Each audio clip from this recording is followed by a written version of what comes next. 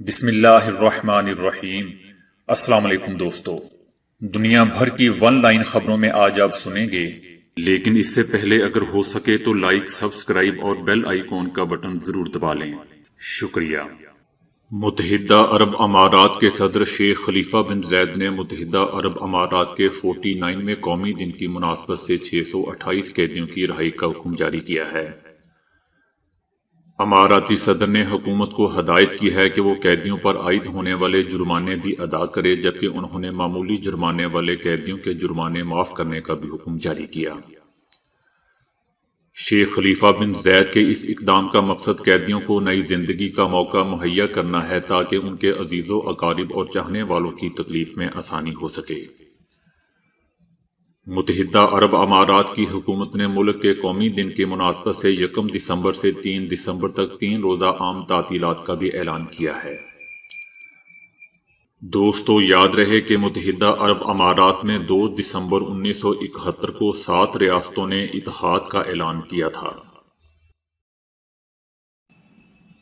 اقوام متحدہ نے کہا ہے کہ موسمیاتی تبدیلیوں کے منفی اثرات کی اہم وجوہات میں سے ایک زہریلی گرین ہاؤس گیسوں کے اخراج میں اس سال بھی کمی نہیں ہو سکی۔ اس سال کورونا کے تناظر میں متعارف کردہ پابندیوں کے باوجود گیسوں کے اخراج میں مزید اضافہ ریکارڈ کیا گیا ہے۔ فضا میں کاربن ڈائی آکسائیڈ کے اخراج کے سبب درجہ حرارت مسلسل بڑھ رہا ہے اور سطح سمندر میں اضافے کے ساتھ ساتھ غیر معمولی موسمیاتی تبدیلیاں مرتب ہو رہی ہیں۔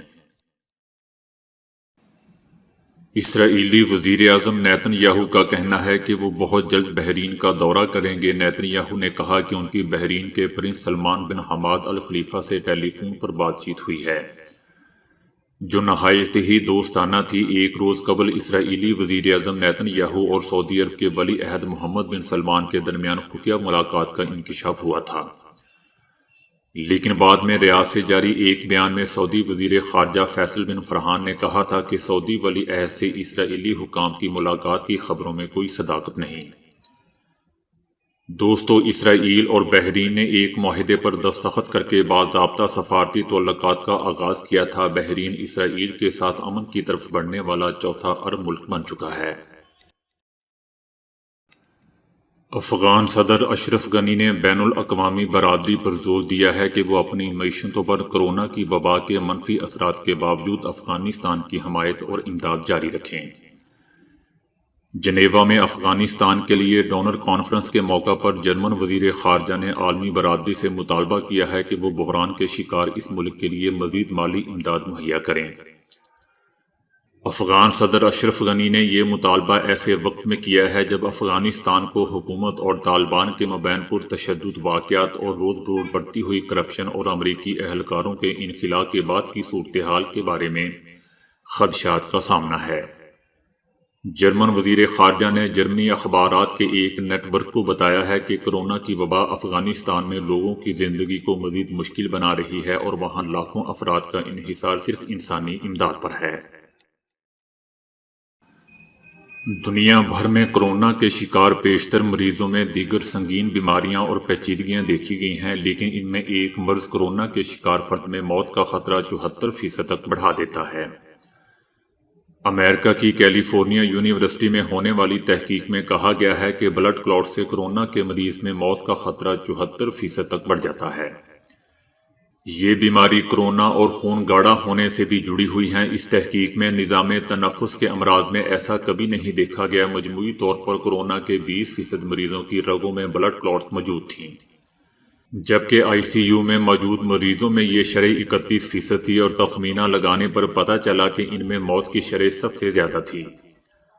بلڈ کلاٹس مریضوں کے پھیپھڑوں اور دل کو شدید نقصان پہنچاتی ہے۔ خون کے اس مسئلے کے نتیجے میں گردے کام کرنا چھوڑ دیتے ہیں۔ یخ پانی کی بالٹی سر پر انڈھیلنے کے چیلنج کے شریک بانی پیٹرک کوئن 37 برس کی عمر میں انتقال کر گئے۔ پیٹرک کوئن نے یخ پانی کی بالٹی سر پر انڈھیلنے کا چیلنج 2014 میں شروع کیا تھا تاکہ AL نامی موذی بیماری پر تحقیق کے لیے فنڈ اکٹھا کیا جا سکے، جس سے اس موذی مرض کا علاج دریافت ہو سکے۔ پیٹرک کوئن نے اس چیلنج کی مدد سے $20 کروڑ کی خطیر رقم جمع کی تھی۔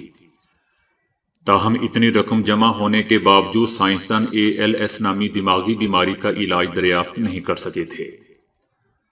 پیٹرک اور ان کے دوست پیٹ فریٹس بھی اسی بیماری میں مبتلا تھے، تاہم ان کے دوست گزشتہ برس 9 دسمبر کو 35 برس کی عمر میں انتقال کر گئے تھے، جبکہ پیٹرک کو اتوار کے روز 37 برس کی عمر میں دنیا سے چل بسے۔ یک پانی کی بالٹی انڈیلنے کے چیلنج میں pop singer Justin Bill Gates, Lady Gaga اور سابق صدر جارج بش بھی شامل ہو چکے ہیں۔ دوستو، یاد رہے کہ اس گیم میں کوئی بھی شخص سر پر یک ٹھنڈے پانی کی بالٹی انڈیلنے اور ان کی ویڈیو اپلوڈ کرنے کے بعد کسی دوسرے شخص کو چیلنج کرتا ہے۔ چیلنج قبول نہ کرنے کی صورت میں عطیہ دینے کا اعلان کرنا پڑتا ہے اور یہ رضاکارانہ ہوتا ہے۔ اس بیماری کو یورپی ممالک میں موٹو نیورون ڈیزیز کا نام بھی دیا جاتا ہے۔ ماہرین کا کہنا ہے کہ اس بیماری میں مبتلا افراد کو مسل یا عضلات پہلے اکڑتے ہیں اور پھر وہ کمزور ہونا شروع ہو جاتے ہیں۔ ابتدا میں ٹانگوں اور بازوں کے مسل بتدریج کمزور ہوتے چلے جاتے ہیں اور ان پیچیدگیوں کے بعد بیمار انسان کو بولنے اور نگلنے میں بھی مشکلات کا سامنا کرنا پڑتا ہے۔ کمزوری کا سلسلہ اس وقت ختم ہوتا ہے جب مریض میں سانس لینے کی بھی سکت نہیں رہتی۔ مشہور سائنسدان اسٹیفن بھی اسی بیماری میں مبتلا تھے اور ان میں اس کی تشخیص 1963 میں ہوئی تھی۔ بھارتی ریاست اتر پردیش میں مسلمانوں پر ایک اور وار کیا گیا ہے۔ ہندو مسلم شادی میں مذہب کی تبدیلی پر پابندی عائد کر دی گئی ہے۔ پارلیمنٹ نے نام نہاد لو جہاد آرڈیننس کی منظوری دے دی ہے۔ شادی کے لیے مذہب تبدیل کرنے پر 1 سے 5 سال قید کی سزا ہو سکتی ہے۔ دوستو، وزیر اعظم مودی سرکار مسلمانوں کے خلاف انتقامی کارروائیوں میں اندھی ہو چکی ہے۔ روس نے کرونا ویکسین میں سپوٹنک وی کے دوسرے مرحلے کے رزلٹ کا اعلان کر دیا ہے۔ کرونا ویکسین دوسرے مرحلے کے رزلٹ کے مطابق 95% مؤثر ہے۔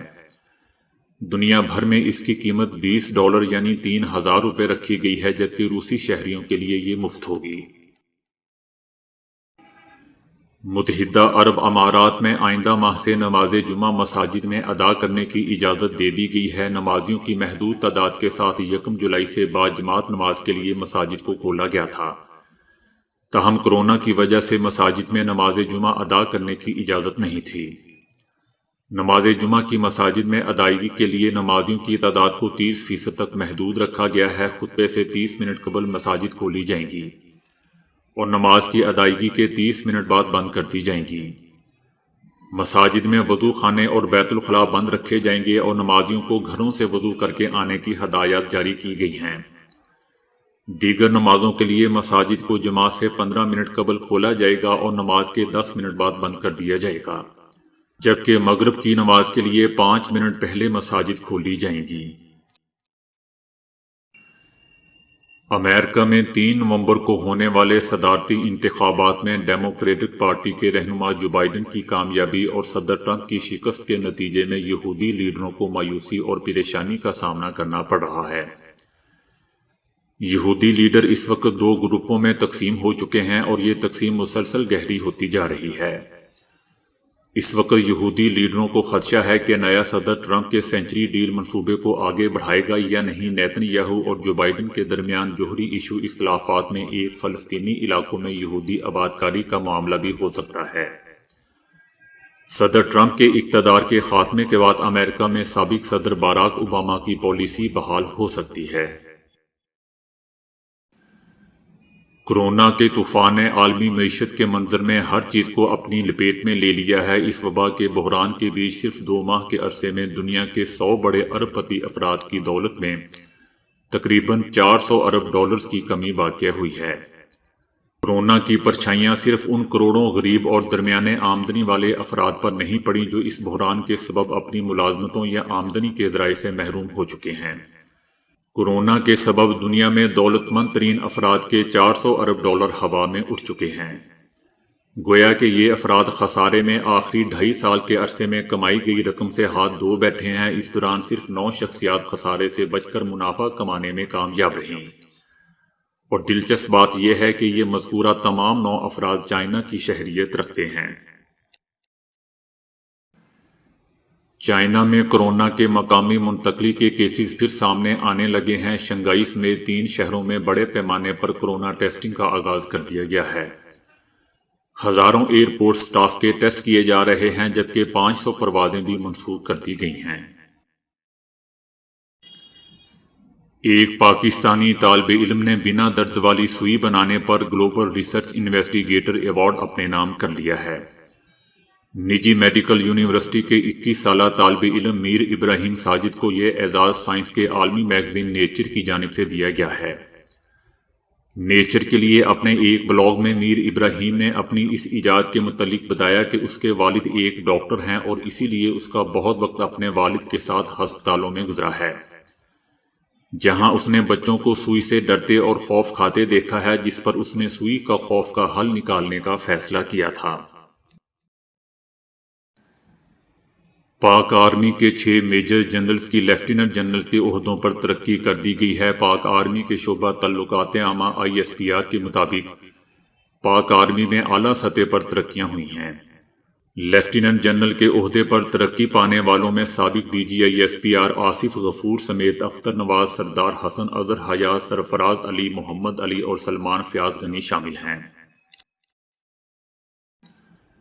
پیپلز پارٹی کے سینئر رہنما اور سابق وزیر دفاع چودھری احمد مختار علالت کے بعد انتقال کر گئے ہیں۔ ان کی نماز جنازہ ڈیفنس کی بلاک مسجد میں ادا کی جائے گی۔ انہوں نے پیپلز پارٹی کے جنرل سیکرٹری کے طور پر بے نظیر بھٹو کے ساتھ خدمات انجام دی تھیں۔ مسلم لیگ کاف کے سربراہ چودھری شجاعت حسین اور چودھری پرویز الہی نے چودھری احمد مختار کے انتقال پر اظہار تعزیت کرتے ہوئے کہا کہ مرحوم سینئر سیاستدان اور سلجھے ہوئے انسان تھے۔ وہ سیاست میں بھی عزت اور احترام کا رشتہ ہمیشہ قائم رکھتے تھے۔